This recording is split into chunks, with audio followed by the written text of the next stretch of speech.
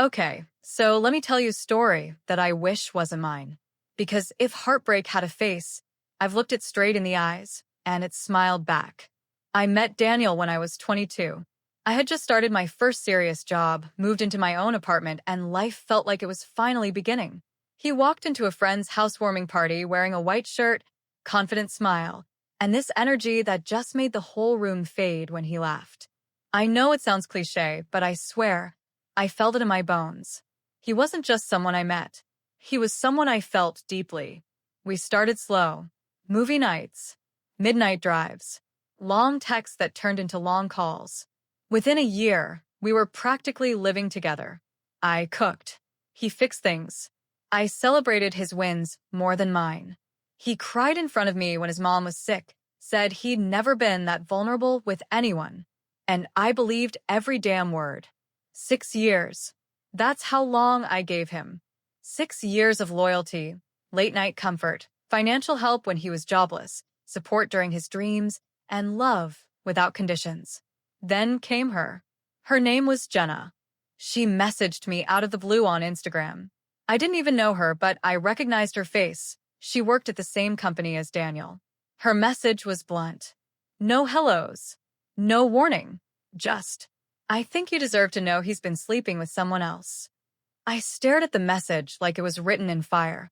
I wanted to ignore it, block her, pretend it was some petty coworker drama. But something about her tone felt final. Like she wasn't trying to ruin something. She was trying to end my delusion. I asked Daniel straight up that night. He laughed it off. Said Jenna was weird, jealous, had a thing for him that he never entertained. He got angry, defensive, even flipped it on me. Told me I was paranoid and insecure. And I apologized. God, I hate how I apologized. I messaged Jenna back a week later, asked for proof. She didn't reply, disappeared. So I convinced myself I was crazy. I kept loving him. I kept believing him. Until 4 months later, I saw them together at a cafe, holding hands across the table like something out of a cheesy romance ad. I froze. I wasn't even supposed to be there. I was picking up cupcakes for my niece's birthday. And there he was. The man who had kissed my forehead that very morning, now smiling at the woman who tried to warn me. I didn't confront them. I didn't scream. I walked out, sat in my car, and sobbed like someone had died. Because someone had. The version of me that trusted blindly. She died that day. I didn't text him. I didn't call. I disappeared.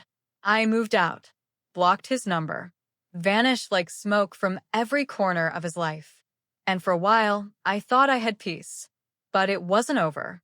2 months ago, a friend sent me a wedding invite on WhatsApp. Not hers, theirs. Daniel and Jenna. I laughed. I actually laughed out loud. Not because it was funny, but because life has a twisted sense of humor. The woman who tried to expose him ended up becoming his bride. And me? I was the ghost who gave him 6 years and got written out of his story. People ask me if I'm angry. Yes. But not in the way you think. I'm angry that I stayed quiet. That I protected his image when I should have protected myself. That I let love blind me so badly I missed the red flags waving in my face. But I'm also grateful. Because when someone leaves you like that, they don't break you. They reveal you. And I saw her wedding photos, by the way. Smiles. Sunset. Hashtags. But I also know something she doesn't.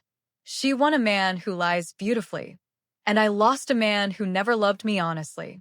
Now, when I look in the mirror, I don't see the woman who wasted 6 years. I see the woman who survived them. So no, this isn't a tragedy. It's a release. Because sometimes the worst thing that ever happens to you is actually the best escape you'll ever get.